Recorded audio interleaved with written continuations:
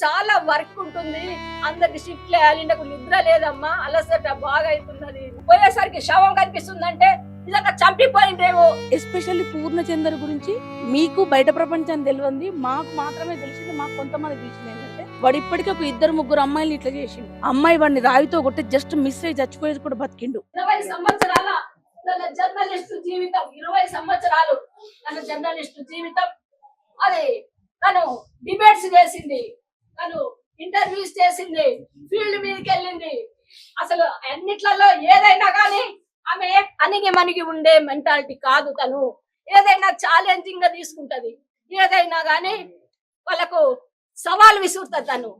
తను ఏదైనా సరే నేను ఇంతే ఉంటా అని అన్నది. ఎందుకు ఉండాలి అట్లా అని చెప్పేసి క్వశ్చన్ చేస్తుందండి. క్వశ్చన్ చేస్తుంది కాబట్టి ఎవరి దగ్గర కూడా నేను ఎందుకు నా నా ఆలోచనలకు భిన్నంగా ఉన్న వాళ్ళతో నేను ఉండలేను. ఛానళ్ళల్లో కూడా తను చాలా వివక్షతలను ఎదుర్కొని అనేకమైన ఛానళ్లకు తను జర్నల్ అంటే తిరిగి తను ఉద్యోగం చేస్తున్నది.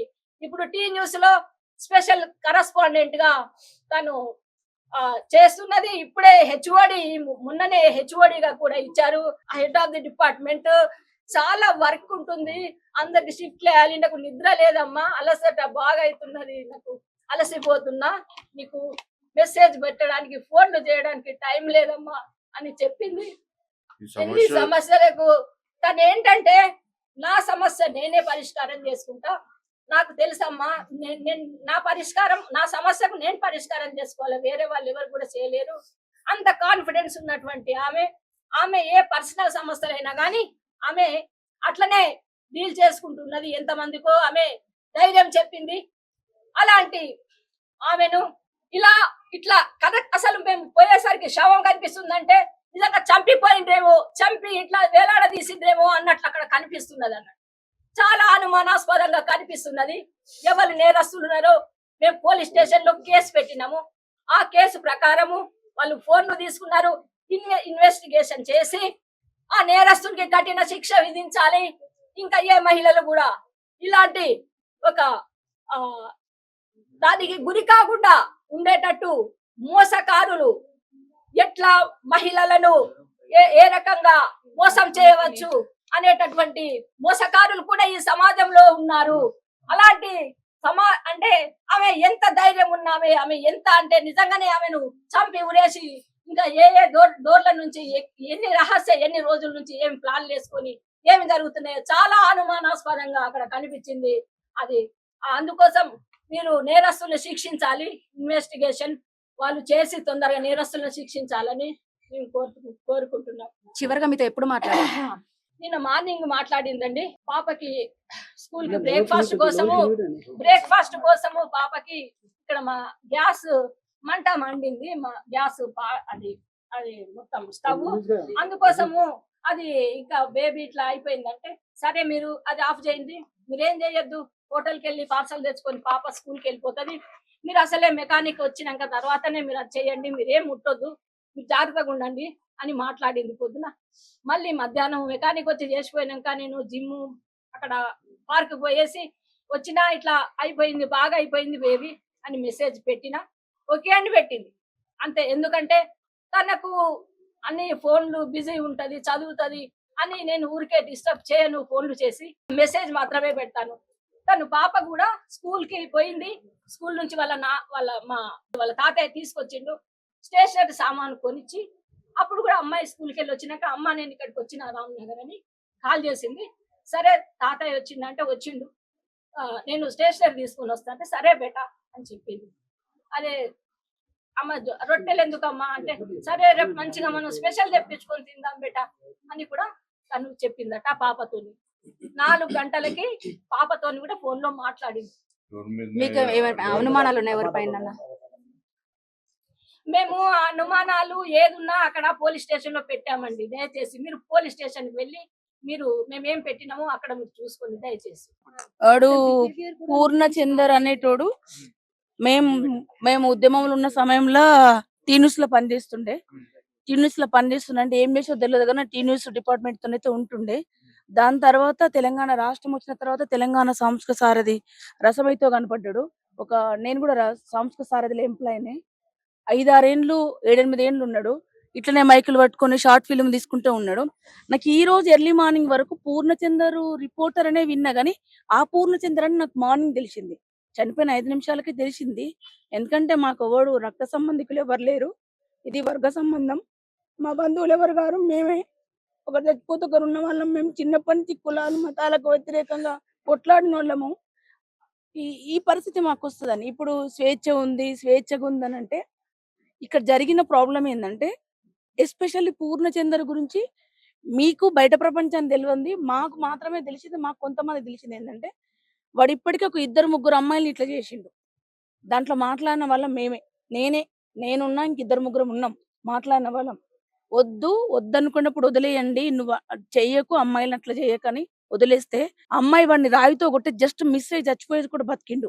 ఆ రోజే చచ్చిపోయి ఉంటే ఈ రోజు స్వేచ్ఛ చనిపోయేది కాదు. వాడు ఇంకొక అమ్మాయి జోలికి పోయేటోడు కాదు. అప్పుడు వాడికి మ్యారేజ్ కాలేదు. 3 అమ్మాయిలు. స్వేచ్ఛ లేక ముందుకు 3 అమ్మాయిలు. స్పెషల్లీ వాళ్ళ మేనత్తతో కూడా రిలేషన్ ఉంది వాడికి. ఆ రోగు కంటే ఎక్కువనే. రోగులన్న జుట్టు కట్ చేసుకొని బజార్లో ఎమ్మడి కనిపిస్తారేమో గానీ, వాడు పాషుగుండే రోగు. మనందరి మధ్యన, మీ అందరి మధ్యన మీడియా అని, సోషలిజం అని, సమాజం కోసం పనిచేస్తామని ఈ పేరు చెప్పుకొని బతికే రోమియాడు. అంటే మీరు ఇన్ని రోజులు చెప్పలేదా స్వేచ్ఛకి ఇలా చెప్పినాం. వద్దు బిడ్డ ఇట్లా అని. అంటే నేను చెప్పలేదు. అక్క వాళ్ళు చెప్పారు. నేను తనతో ఉంది అని నాకు తెలియదు. అబద్ధాలు చెప్పొద్దు. ఈ రోజు తెలుసు మాకు. ఈ రోజు మార్నింగ్ వరకు ఆ పూర్ణ అని తెలిసింది మాకు. ఇప్పుడు మాకు తెలిసినంత వరకు ఏంటంటే, నైట్ తెలిసింది ఏంటంటే, ఈ పూర్ణ అని తెలియక ముందు కూడా స్వేచ్ఛ చనిపోయి 5 నిమిషాల ముందు పూర్ణ అనే వ్యక్తి ఆ ఇంట్లో నుంచి పోయిండు. ఆయన పోయినాక ఒక 5 నిమిషాల తర్వాత పాప ఇంటికి వచ్చింది. అక్క స్వేచ్ఛ రమ్మని ఫోన్ చేసింది, తిందామని వచ్చింది. ఆ 10 నిమిషాలలోనే స్వేచ్ఛ వాళ్ళ పాప వచ్చి డోర్ కొట్టింది. అదొక హాఫ్ అన్ అవర్ టైం అయింది వాళ్ళ కొడుతందుకు. 5 నిమిషాల వాడు పూర్ణ పోయిన 5 నిమిషాలకి స్వేచ్ఛ ఈ కండిషన్కి వచ్చింది. ఈ ఉన్నది. నేనేమో అంటే ఇప్పుడు ఆయన చంపేసి పారిపోయారని చెప్పారా? అనుమానం కాదండి, 100% వాడు చంపకపోయినా మా స్వేచ్ఛ చావుకు వాడే కారణము. వాడికి భార్య ఉంది, 2 పిల్లలు ఉన్నవాడు, పెద్ద పెద్ద వాళ్ళెమ్మడి తిరిగేవాడు, వచ్చి తనతో ఉన్నాడు. చాలా పేరెంట్స్ కూడా చాలా చెప్పి చూసిండ్రు, వద్దు అమ్మ, వద్దు బిడ్డ అని చెప్పి చూసిండ్రు. మీరు చెప్పినట్టు కాదులే. మనకందరు తెలిసిందే కదా, మోసం చేసేవాడు ఎట్లా ఐస్ చేస్తాడు, ఎట్లా చేస్తాడని. అట్లాంటోడు చేసిండు. ఆ రోజు నాన్న నేను తనతో ఉండనిగా నా బతికేదో నేను బతికేస్తా నాన్న, వద్దు మీరు చెప్తే నేను వినలేదు, నాకు రియలైజేషన్ వచ్చింది నాన్న, నిజంగానే వీడు క్రూరుడు, ఉండలేను మాట్లాడుతుంటే, ఇద్దరు వద్దు బిడ్డ, ఒక్కరొకరు వద్దు, ఇద్దరిని కూర్చోబెట్టి మాట్లాడతా అని మాట్లాడిండు. 27th నేను అనుకోవడం ఏంటంటే, ఈ మరణం వెనకాల ఉన్న పెద్ద రహస్యం ఏంటంటే, తను ఇంత ముందు ఎవరినైతే చేసిండో, అమ్మాయిలను చీట్ చేసి లైఫ్లతో వాడుకున్నాడో, వాళ్ళందరూ నార్మల్ పిల్లలు. అంటే ఒక ఉద్యమ నేపథ్యం ఉన్నోళ్ళు, ఇంతగానం గట్టిగా ప్రెస్ లో ఉండి కొట్లాడే ఒక రిపోర్టర్, ఇవంతా బలమున్న పిల్లలు కాదు వాళ్ళు. మేము మాట్లాడిన పిల్లలే. వాళ్ళ పేర్లు కూడా దేవద్దు కాబట్టి చెప్పట్లేదు. అవసరం వస్తే, సందర్భం వస్తే వాళ్ళు కూడా ఒకవేళ వస్తామో, మేము నిలబడతాం అక్క, ఒక అమ్మాయి చావు కారణమైన వాడు నిలబడుతుంటే ఖచ్చితంగా మన ముందు నిలబెడదాం అని. కానీ వాడి బాధ ఈ చావుని ఎందుకు చేసిన నేను నా అభిప్రాయం ఉంది ఏంటంటే, ఈమె బలమైన అమ్మాయి, ఈమెకు ఇంత ముందు ఒక రాజకీయాల్లో పనిచేసి వచ్చిండ్రు, పేరెంట్స్ కూడా బలమైన రాజకీయాల్లో పనిచేసి వచ్చిన వాళ్ళు, ఇవన్నీ బయటికి పోతే నాకు థ్రెటన్ ఉంటదని మా స్వేచ్ఛను చంపిండు. అంటే మీరు ఇంతకు ముందు చెప్పలేదా వేరే వాళ్ళతో కూడా ఇట్లా చేశారు, మాట్లాడారని చెప్పారు కదా? అసలు ఈ పూర్ణ అని తెలియదు నాన్న మాకు. తెలియదు అసలు. ఈ రోజు మార్నింగ్ వరకు తెలియదు. తను రిపోర్టర్ ఉంది, బతుకుతుంది, బతకని పిల్లలు కదా, ఉంది, మీకు స్వేచ్ఛ ఉంది, బతుకుతున్నారు, బతకని అనుకున్నాం. కానీ ఈ పూర్ణతో ఉంటుందని మార్నింగ్ వరకు తెలియదు. తెలిస్తే చెప్తాం కదా. నేను మాట్లాడి ఒక 1.5 month అవుతుంది. నేను ఏదో ఇన్స్టాగ్రామ్ లో పోస్ట్ పెట్టుకుంటే దానికోసం. నేను రోజు నా ఇన్స్టాలో, ఫేస్బుక్ లో పోస్ట్ పెడితే ఫస్ట్ మెసేజ్, ఫస్ట్ ఫోన్ తనదే ఉంటది నా గురించి. ఏమై ఉండొచ్చు అన్నది వాళ్ళిద్దరికి మాత్రమే తెలుసు. అక్క అన్నతో లేరు, వాళ్ళిద్దరు మాత్రమే ఉన్నారు. ఇప్పుడు ఇద్దరం ఉన్నాం నాన్న, నువ్వు సేఫ్గా ఉన్నావు, నేను చనిపోయినా అంటే ఎక్కడి నుంచి ఒక నుంచి సంఘర్షణ ఉండి, ఒక నుంచి థ్రెట్ ఉంటే కదా చనిపోయేది. అంతే కదా. చాలా ధైర్యవంతురాలు కాదు, మామూలు ధైర్యవంతురాలు కాదు, చాలా. ఎందుకంటే 14 ఏళ్ళ పాపను పెట్టుకొని ఒంటరిగా అమ్మ నాన్నతో 4 ఏళ్ల నుంచి దూరంగా ఉంటుంది. ఉన్నది బతికి జీవించి 25,000 జీతం కాంచి ఒక 80,000 70 లక్షల రూపాయలు ఒక పొజిషన్ కూడా వచ్చి రాగలిగింది మీడియాలో అంటే మీ అందరు తెలిసిన విషయమే కదా. ఎంత కష్టపడితే తన కండిషన్కి వస్తుంది. తను అస్సలు పెరిగేదా, చచ్చిపోయేంత పెరిగేది అస్సలే కాదు. మేమైతే ఫ్యామిలీగా, స్వేచ్ఛ ఫ్యామిలీగా పూర్ణను కఠినంగా శిక్షించాలి. వాడిని శిక్షించకపోతే ఇంకొక అమ్మాయి మరణం చావుక నవ్వుకుంటే ఉండేటోడే తప్ప వాడు గొంతు కోస్తాడు తడిబట్టతోటి. ఏం చెప్పాలి ఆ అమ్మాయి గురించి ఎంత చెప్పాలి?